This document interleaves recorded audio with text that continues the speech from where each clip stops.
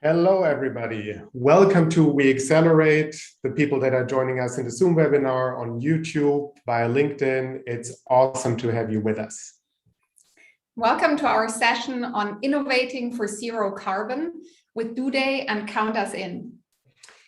So why We Accelerate? We Accelerate is a global movement that brings together leaders, innovators, entrepreneurs in business, government, and social entrepreneurship to really explore what it is that's been going well over the last year with the pandemic, with all the changes that have been happening, what hasn't worked so well, and most importantly, how do we use the momentum? What is it that we now need to focus on? What do we need to accelerate moving forward?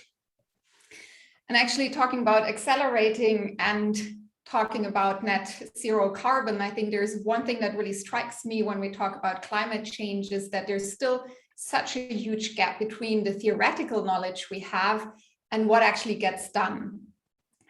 So much research has been done, so much important data has been collected and is actually accessible. And many of us even know the data. We know which industries are the biggest polluters. We know also how urgent the change is that we all need to undertake. In some cases, we even know solutions. Not always, there's still not a lot to innovate, but we know some of the solutions and approaches. And still, it seems so hard to really get doing. And I mean that on all levels. Like that's from the individual all the way up to policy and everything in between. So the question for me is really, why is that? Is that still because the topic is so overwhelming? Is it that we really need to find better starting points? Is it that we feel that we don't really know where to start? So I think this is one topic we want to go into today and also showcase what is possible and celebrate that as well. Yeah, exactly. So today is really about revisiting starting points of action that we can all undertake, no matter whether it's for us and our families, whether it's us as leaders in organizations, or even on the societal level. And Catherine, as you said, it's about celebrating things that are happening already, amazing work that's underway, and sharing really what works. And this is also why we're doing these live streaming sessions. We Accelerate Week is happening over the next 5 days. Hundreds of people are going to come together in sort of smaller groups. And we want to take some of the learnings from these groups and really bring some important voices to you, our global community, to share and spread what works. And we couldn't have launched this on a better day because today, October 18th, is Do Day, the International Day of Doing. So when we're thinking about celebrating what works, you're in the company of incredible doers around the world in over 50 countries, from Bangladesh to Zambia, that are actually bringing together their community today and for a couple of hours are trying to innovate around an environmental innovation topic. So in that spirit, we're with them, we're celebrating you all out there taking part in Do Day. And ultimately, what we want to do today with you is we want to share a couple of learnings and we want to sort of check in with some really incredible voices. So we're really privileged to sort of ask the question, how does the youth movement that really started the narrative about the urgency to take action now, how do they look at the situation now, coming out of the pandemic, but also what are the narratives that are working effectively? We are checking in with Count Us In, the global movement to empower everyday people to take climate action within the context of TED Countdown and COP26 that's upcoming. And we're checking in with John Elkington, one of the leaders of the sustainability movements for many decades, to hear from him a little bit about the role of sustainability now really as a competitive advantage driver in the economy and for business.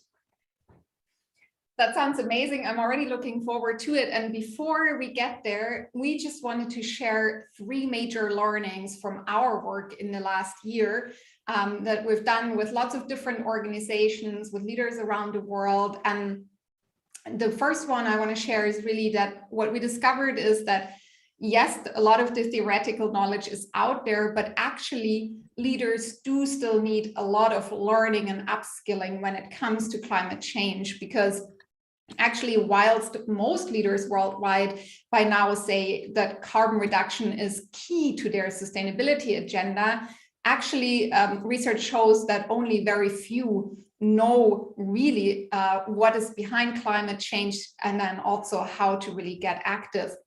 And this is one key learning, where a lot of acceleration still needs to happen. And then the second key learning that I want to briefly talk about is that we need to create a lot more tangibility and also change the narrative around climate change. So what do I mean here? Essentially, what we see is that there's a lot of talk about strategy and high-level changes that are needed, but if it's not really visible and also tangible for the individual, it really doesn't relate and it doesn't make a difference. And it doesn't get people moving. And that relates to the narrative. We tend to talk about climate change in a way that it creates fear. And what we know is that our brains are not wired to function in that way. If we're confronted with fear, we freeze. We go into the fight or flight mechanism, but we don't have the headspace to actually get creative, to innovate. And that's really what's needed here. So we really need to change the narrative. And then to that point of innovating, the third learning that we want to share here is really this topic needs new ways of collaboration.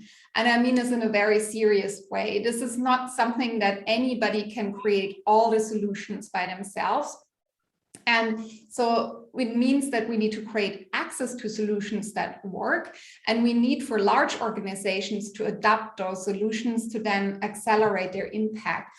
And for that, we need a serious shift in mindset, but also structures and ways of how these interactions and collaborations can come about. So those are three learnings and also three very concrete calls to action for anybody listening to be part of that. Thank you so much, Catherine. And I'm really glad that you brought up the topic of narratives and how do we change the narrative, tell stories of hope, and in a way tell stories that bridge the divides between different convictions and opinions, and hopefully enable people to really start working together also across these divides.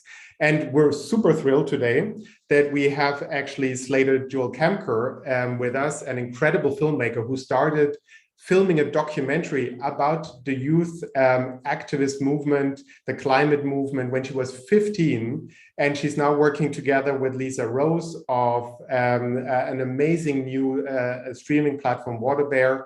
And we checked in with them because we wanted to give you a sneak peek about this incredible documentary that's really sort of a view into what are the narratives that got us here. And we obviously wanted to know how do they look at the situation and what is it that they believe we should all now be focusing on. So have fun.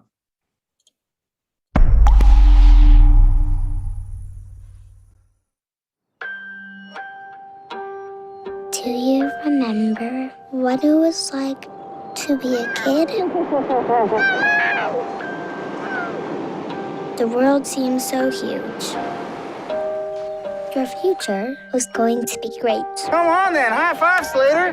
If there was a big problem, the grown-ups would take care of it. Losing my future is not like losing an election or a few points on the stock market.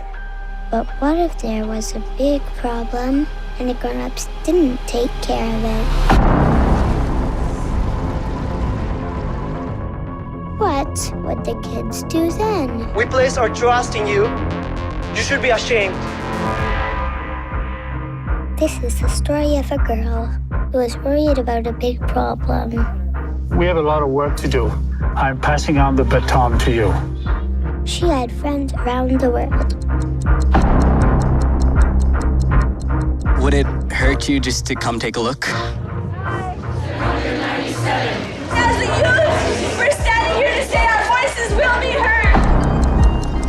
If they aren't willing to lead us into a future that we would be proud to leave our children, then they should get out of the way. What happens when the grown-ups stop fixing the big problems? People have to put their foot down. We just need some more faith. What do we want?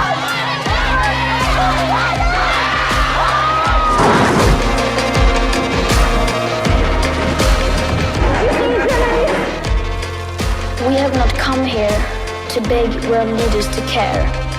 We have come here to let you know that change is coming, whether you like it or not. The young people don't stop.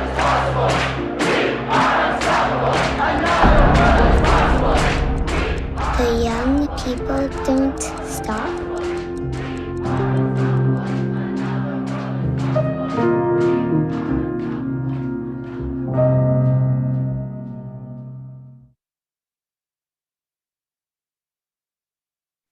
Slater and Lisa, welcome to We Accelerate. It's so amazing to have you.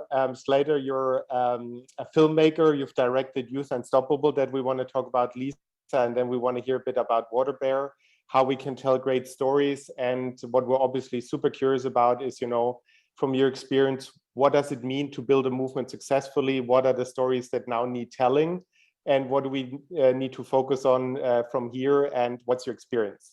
Slater, you directed Youth Unstoppable. What made you do that? And you've been filming it for a very long time. How did that come about? So I started making this film when I was 15, and I'd always been in love with films and movies and storytelling in that way.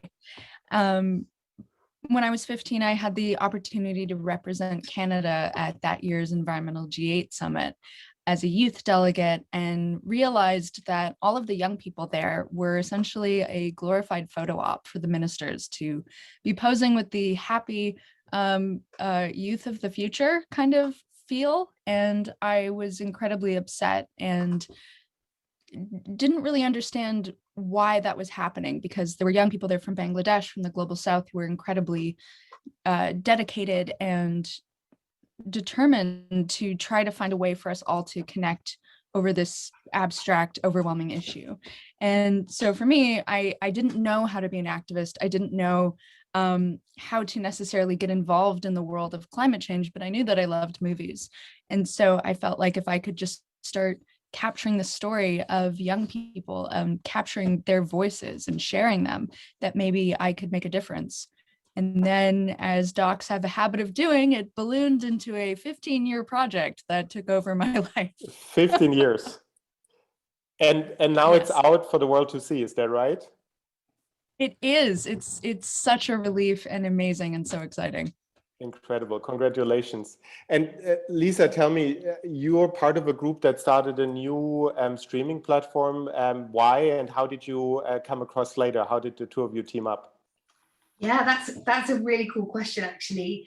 So Water Bear is a streaming for impact platform that launched back in December last year, and was sort of set up by some of the people who actually made the documentary My Octopus Teacher, which won the Oscar recently for Best Documentary. And so they're, you know, very much into films and the power of storytelling. And the founder, the CEO, Ellen Vindermut, her inspiration, you know, for Water Bear was really because she's been making stories, making films for many, many years, and often kind of hit up against a brick wall when it came to being able to really say what she wanted to say in the world and tell the stories that she thought were really important with mainstream distributors who were perhaps not so interested in certain kinds of messages that are actually really important to share with the world, you know? So she really wanted to set up her own network, really. So she gave birth to Water Bear, and our first full feature documentary is Slater's film, Youth Unstoppable, that we made a Water Bear original production. Listen, so I think what our community and the leaders that we work with are really passionate about is sort of how do both of you now look at the situation coming out of the pandemic, or, you know, there is a question, are we coming out of the pandemic or not? But certainly sort of what has this movement and how are you looking at it right now? I think what it really has showed all of us, particularly in movements and communities around, centered around this idea of climate justice and moving forward into a way of living and being with each other that is truly just and sustainable, is that we're realizing that we can actually move quite quickly if we have to.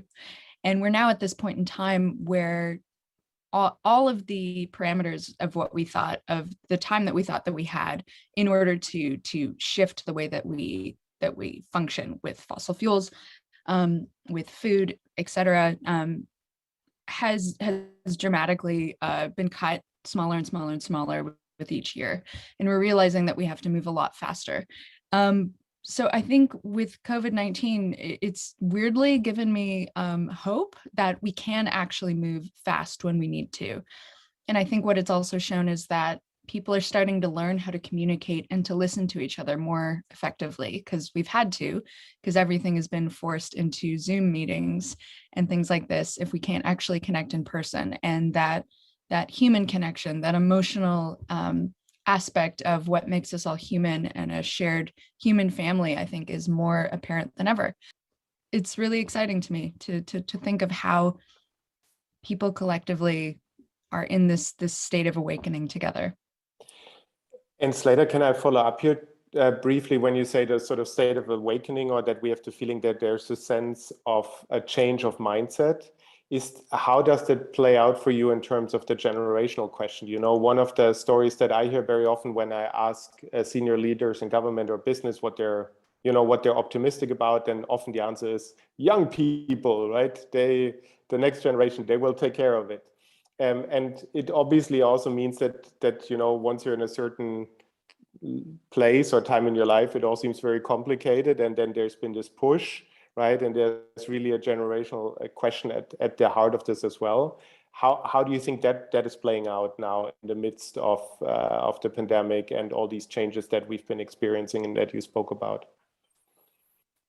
What I'm seeing, at the very least, with people around me, is this sense that there is a different way, that we're going to have to, that in order to address this crisis, that we actually do have to create a more caring and just way of living in society. And like, personally, I live on a farm. I live in a tiny house that I built out of largely like used materials.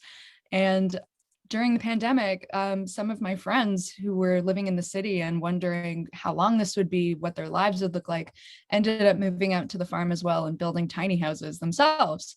And some of them have kids. And so we're living in this kind of strange, like, community commune type thing, and having these conversations that seem kind of like, oh, they're hippy dippy, but in a lot of ways it's how do we redefine our relationships to each other and to nature, and how do we fall in love with nature again? And I'm seeing those conversations pop up more and more. It's almost like it was something that people were embarrassed to talk about before, but now, because we've been through this trauma together, that there is more of a willingness to share this vulnerable kind of feeling that, hey, maybe we could just live more like this all the time. Maybe that would be pretty cool. And I guess that's what gives me hope. Again, one of the things that we hear a lot about is that it is about capturing people's imagination, and that needs to come through storytelling. But how do we, against all the other noise that's happening, and you know, there's a lot of things that we're talking about at the moment in society. There's the question of total transformation of work. There's a total transformation of sort of societies and how equalities and inequalities are playing out. So how do you tell a story that is captivating and that will help us sort of to keep the momentum or build the momentum? How does such a story look like? So stories are what define us as human beings. They're how we learn about the world from a young age. They're how we connect to and learn how to listen to each other, and figure out how we are living within the greater world around us, how we understand who we are and who the people around us are. And so I think when I started out, the stories that I was seeing around climate change were primarily of older white men saying how everything was wrong, and there was this sense of doom, and there was this sense of insurmountable challenges. And as a young person, it freaked me out, and to think that the rest of my life was going to be defined by this.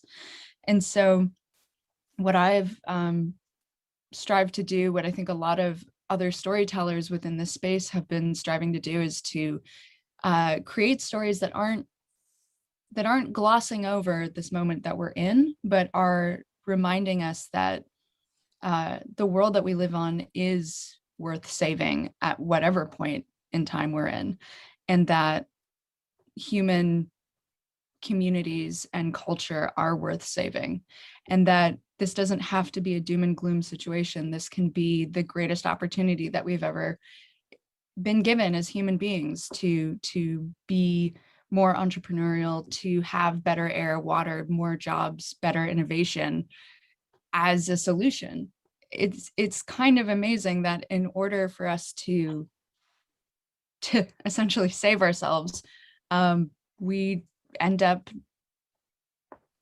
creating a lot of new cool things in the process. And that includes whether it's inventing things, whether it's new ways of business, whether it's new ways of governing. It just feels like we're being given an opportunity to rethink everything. Lisa, let me ask you the same question. So how do we tell powerful stories that will help us actually to build the momentum? And what have you learned in your work over the last years and working with Slater? What are actually tools in which people can sort of use really storytelling as a way to build movement, to build a sort of action happening in the world? Great, it's a great question. So I think that through storytelling, and certainly film, which is one of the most powerful ways of storytelling that we have at the moment, it enables people to really connect with the issue. And if you do it well enough, it also motivates people to do things they would otherwise never dream of doing. I can't tell you the number of times I've finished a documentary and just felt such strong emotion and a desire to change something. And I used to get incredibly frustrated with documentaries that finished and made me feel that way, and there was actually nothing to do at the end, or it wasn't clear what I could do. So one of the most exciting things about Water Bear is that in many of the films that you'll find on the platform, there is a call to action at the end. It's very clear what you need to do. It shows up at the end of the film, or it's on an interactive timeline where you can click on different things and find out ways to take action. So for example, on Youth Unstoppable, which you can watch for free on Water Bear right now, you can actually interact with a timeline that runs along while the film is playing, and there's a take action page that you can go to where you can get engaged with the movement and link to the Can You Hear Us campaign, which is being run by YEA Impact, and that tells you like how to get engaged with the youth climate movement, all the different ways you can support it. And so really this is a way of like engaging people through storytelling and then driving them towards actually taking effective action that can really make a difference in the world, both in terms of behavior change and systemic change. Slater and Lisa, thank you so much for being with us today. Congratulations on the film being released, Slater. And I wish both of you lots of success with Youth Unstoppable, with Water Bear, and thanks again for being with us. Thanks so much, Florian. Good luck with the We Accelerate. Thank you. All right. So great to have the two of them with us. And we really wanted to sort of highlight the stories of hope and new ways of actually telling stories. So check out Youth Unstoppable, check out Water Bear, new ways of telling stories on platforms, and sort of just a movement that's come out of the pandemic, sort of was started last year. And I think Lisa brought up one of the key points that we wanted to jump next, namely sort of when we have sort of a great call to action, we see that around sort of the decade of action, one of the key challenges to make climate action and change really tangible for all of us, as Catherine, as you said. And so we wanted to check in with Eric Levine, one of the leaders of Count Us In. For those of you who don't know Count Us In, it's an incredible initiative. A while back, in the middle of all the upheaval, amazing organizations came together, the Do being one of them, and asked sort of what does it take to get 1 billion people that otherwise aren't really too keen on the environment to take small scale steps towards a greener life and a greener environment. And out of that, Count Us In was born. It's a global movement. Everybody can take action. And it's really about the question of how do you activate people to change their daily habits. So let's hear from Eric. And hopefully that gives all of you a sense of what we can all do day in, day out in order to really change our behavior and how much fun that can be. Let's have a look.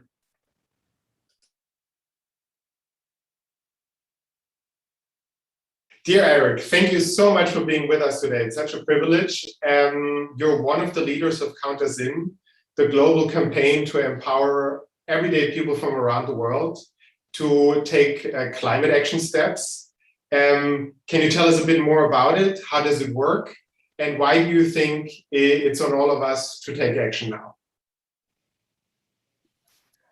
Well, wonderful to be with you, Florian, and really happy to contribute here. So Count Us In, is a big, bold, ambitious mission to get 1 billion people to take personal action over this decisive decade, 2020 to 2030, to reduce their own carbon footprint, and in doing so, to send the signals and push our business and political leaders to be ambitious in delivering the systems change that we need.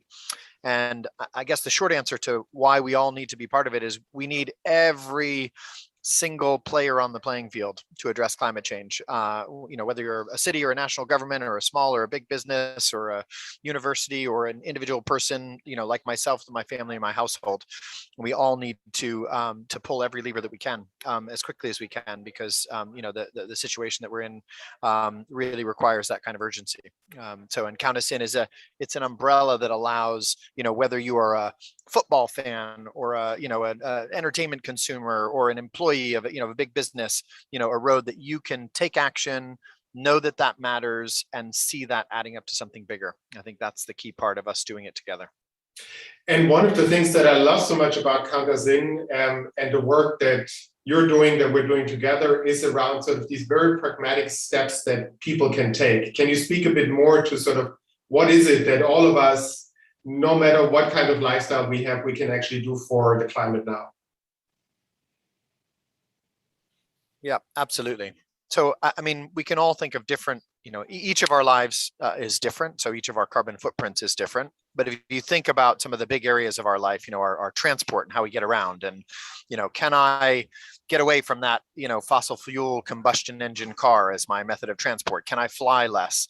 Those are, kind of questions. It's good for my pocketbook, good for my health if I'm walking and cycling more, right? That's one of our steps. Or if I think about another big area, I'm a big foodie. What am I eating? What am I putting on my family, table? Can I shift and reduce the amount of meat, especially red meat that I'm consuming, because that has a higher carbon intensity, and replace that with, plant-based meals during the week? And there's other aspects, my house, the clothes that I wear, when can I repair something instead of buying something new? And, those sorts of choices. My home energy, can that come from a green source? Those are the sorts of steps that we can all take. There's 16 of them. The United Nations Environmental Program led our kind of technical process of determining what are the steps that matter, what are the things that we can do together, and there's something there for everybody. So I think the key bit is not where you start, but it's about what can you do today. Do a step, talk about it, come back, do another, tell your friends, tell your colleagues, and get everybody involved. Now, with the Count Us In is deeply involved in some of the campaigns that are now leading up to TED Countdown, to COP26, to some of the big moments towards the end of the year. What do you think, or what in your view is not yet working when we look at, the world and climate action? What do we need to step up our game on?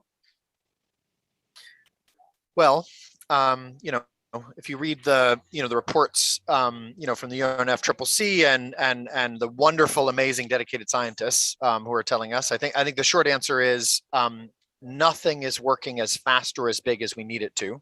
So everything needs an uptick. But I think from our perspective, I think one of the things we're trying to solve is to create a way where every actor can get going and be part of it. And whether you are, as I said before, whether you're a sports fan or a sports club, who hasn't thought of climate as something that you do, as a regular part of your life, or you're a business that works in a sector that, that climate isn't something that is, kind of really been on your radar screen. It's like how to, without too much criticism, how to get everybody on the playing field and moving as fast as they can, and really starting the journey of understanding, oh, I can do this, that makes it different. What could I do next? Oh, how if I come to understand my footprint and the levers that I have to pull, what could I do kind of more quicker? Who could I involve in my suppliers or my partners or my my students or my my best friends from school? How can I get them involved in it? So I think it's this kind of viral, we're all in it together, and rather than talking about what isn't being done, let's really celebrate and make it easy for people to start doing things in that kind of positive move to action. Great. And Eric, thanks so much. Last question, sort of I think the ingenuity about CounterZin, that it's a tech-driven, gamified, sort of global movement that is for everybody, not just for people who are deeply into climate action. And at the same time, you're herding a bunch of cats because this is about radical collaboration, a bunch of different organizations coming together to drive this. Sort of as the leader of this now, a year in, what have you learned about movement building, about using tech for good, about getting different organizations together? What could other leaders learn from you? Gosh, we could do an hour seminar on the lessons learned, but maybe I'll give you my top two on each sides of that. So I guess learning about radical collaboration. I think the biggest thing is like be generous with the credit, and give space for everybody who's inputting, to be recognized, and kind of keep the egos down and impact at as the top of your decision making tree. And I think the second thing there is about just like really like clear communication and accountability. You have to, everything has to be open, and everybody has to be able to see everything, because you don't have time to kind of manage stuff. So it's really like open, fully transparent is the requirement. And then in terms of technology driven and tech for good, I think what you're learning is more important than your impact in any given, sort of month at an early stage in a venture. And so I think, kind of really, pushing, being able to, kind of test and learn and iterate and adapt, which I know is not new, but it's definitely, given the timescales we're working at. And I think the second bit is, the people who are most passionate about something and the people who have the best technical expertise to deliver something are not always the same thing. And so, kind of, tap into those of us who are, climate campaigners and, kind of, kind of passionate about the cause and the issue for the things that we're best at, and really rely on, people with technical expertise where that's the requirement. Eric, thank you so much for taking time. I really appreciate it. I know how busy you are. CounterZin is out there. It's available. It's free for everybody to join in and start taking steps now. Great, awesome. Awesome that we could have Eric with us. CounterZin, a year old, has touched hundreds of thousands of people's lives already. Go check it out. Also within the context of CounterZin is TED Countdown, run by TED, is streaming in the next couple of days. So take a look there. And it really brings together sort of this narrative around what are the stories that we need to tell and what are actions that we need to take, but also how can we engage our teams, our colleagues, sort of the communities we work with to actually become passionate about taking steps themselves and taking action themselves. Last but not least, we wanted to share one more voice from our community with you today, and that is the voice of John Elkington, who for, I think, 3 decades has been a leader in the sustainability movement, and we really wanted to hear from him in the transition towards focusing a bit more at businesses and organizations that are now making big changes, how he looks at the opportunity for really taking bold steps right now.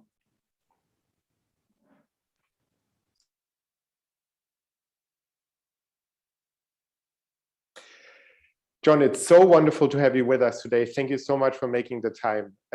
You're bombarded with accolades at the moment. I've seen on social media with all sorts of awards. And you've also written a new book last year that came out in the midst of the pandemic, Green Swans. Can you briefly share with us what the core thinking behind that was? So anyone who knows about the swans debate will know that Nassim Nicholas Taleb wrote a book, The Black Swan, just ahead of the 2007-2009 crash. What he was talking about was events that happen, or trends that happen. They come out of the blue, they're complete surprise, they have an off the scale impact, and then afterwards we very often don't properly understand what's happened to us.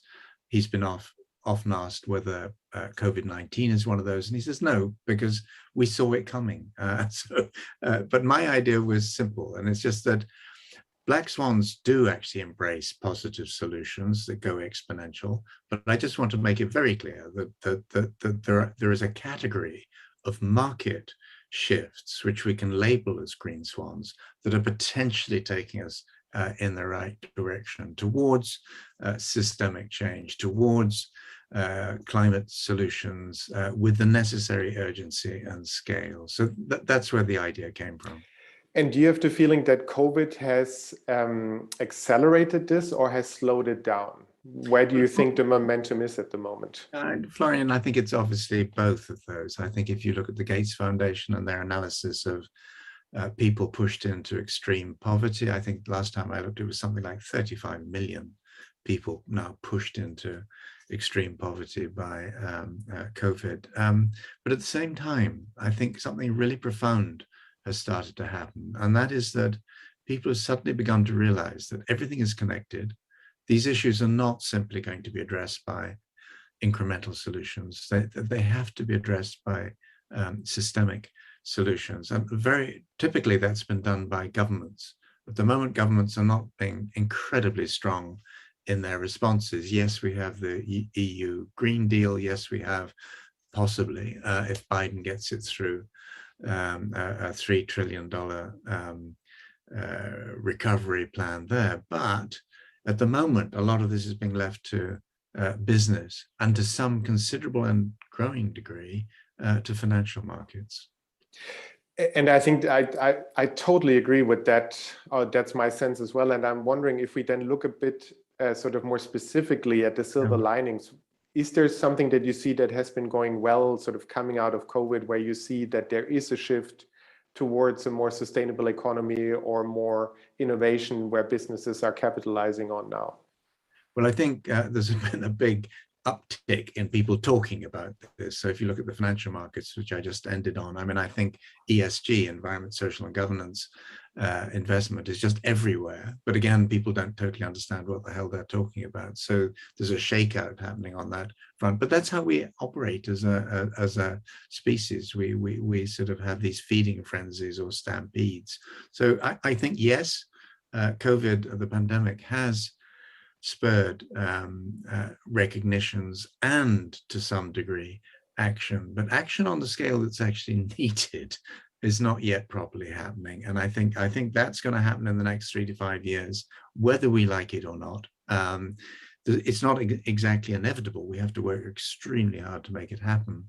But I don't think there's been any point in my working life where the conditions for scaling out of climate and other solutions have been as good as they now are.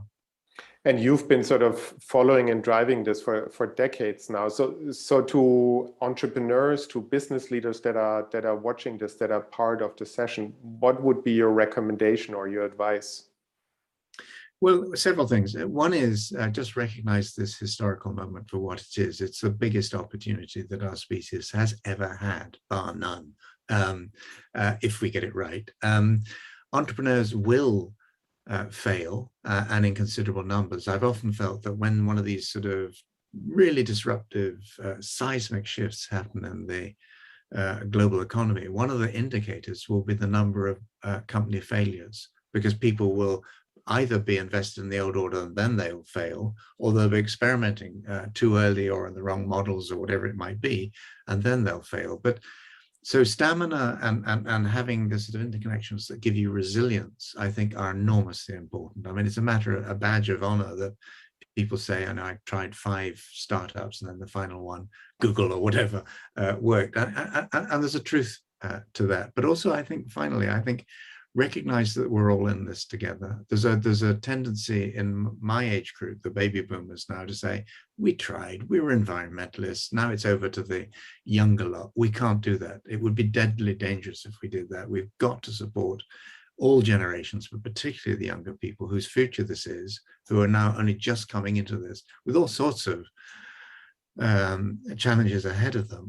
This has got to be addressed on a sort of pan-generational basis, and that is what makes it so exciting for me. I think, you know, culturally and politically and ultimately economically, this is going to be revolutionary, and what a privilege in some ways to live through a time like this.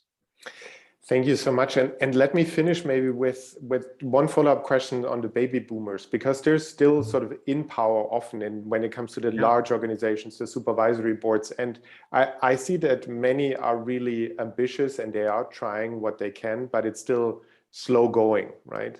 And if we buy into this narrative that the successful future competitiveness is one that is sustainable and that is environmentally and socially conscious, what do you think should be the one thing that people should double down on now coming out of the pandemic? What do you consider of utmost importance? Well, you asked for one thing, let me give you two things. Firstly, the diversity at board level, they're still sort of largely male, white and stale. And well, I mean, there's some very bright people there, but of course, but we've got to get diversity into boards. And secondly, after lockdowns, we've all got to get out more. We've got to go and see people who are working on a better future, learn from them, support what they're doing, bring some of that back into our own organizations. The historic way of doing it was inviting external stakeholders in, but that was into an environment that we controlled. We've got to get out into that wider world, which is much less under our control, but actually is going to shape our futures very, very powerfully indeed. John, thank you so much for taking the time. I really appreciate it. Wow, I think that was a very, very rich program and a lot of insights to take away. So I want to close with what we got asked to do actually by the experts, which is close with a call to action.